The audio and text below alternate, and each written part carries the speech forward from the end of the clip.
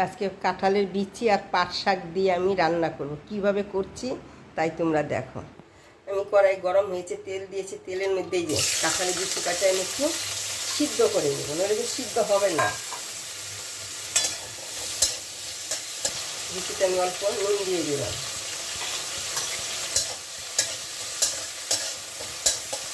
আমি এখানে অল্প হলুদ দিয়ে দিচ্ছি আর অল্প জল দিচ্ছি, কেন এটা একটু সিদ্ধ হবে, নইলে সিদ্ধ হবে না জল না দিলে।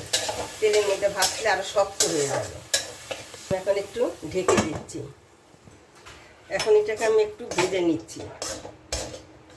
ঢেকে দিয়েছিলাম, জলটা শুকিয়ে গেছে, এখন একটু ভেজে নিচ্ছি। এখন আর ভাজবো না, এই দেখো সিদ্ধ হয়ে গেছে, ওই জন্য এটাকে আমি এখন এটাকে নামিয়ে দিচ্ছি।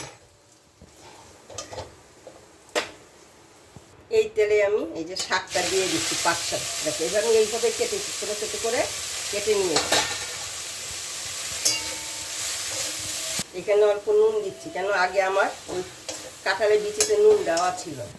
নুন দেওয়া পাট শাক থেকে জল বেরিয়েছে, আমার এক্সট্রা জল দিতে হবে না, তাইলে বেশি এই যে কি বলে স্লিপ কেটে যাবে, আটা আটা হয়ে যাবে। এই পাট পাতার জলে পাট সিদ্ধ হয়ে যাবে। এখন এর মধ্যে আমি দুটো কাঁচা লঙ্কা দিয়ে দিলাম, 3টা।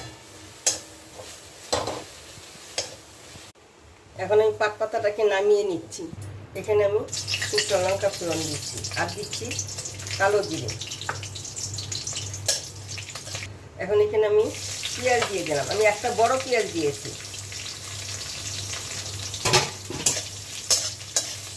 যারা কাঁঠালের বিচি ভালোবাসে একবার এইভাবে রান্না করে দেখবে, দারুণ লাগে খেতে কিন্তু।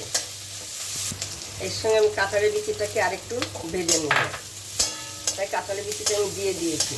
কাঁঠালের বিচিটাকে আগে সিদ্ধ হওয়ার কারণ হলো, নাহলে কাঁঠালের বিচিটা সিদ্ধ হবে না বলে আমি আগে সিদ্ধ করে নিয়েছি নুন আর হলুদ দিয়ে। এখন আমি কি করব, এই যে পাট শাকটা যে ভেজে নিয়েছিলাম, এই পাট শাকটা আমি এখানে দিয়ে দিলাম। তোমরা যদি রসুন পছন্দ করো তাহলে রসুনও দিতে পারো পেঁয়াজের সঙ্গে। আমি রসুন দিইনি, আমি কালো জিরাটাই দিয়েছি। আমার পাট শাকটা হয়ে গেছে, এখন আমি এটাকে নামিয়ে নিচ্ছি।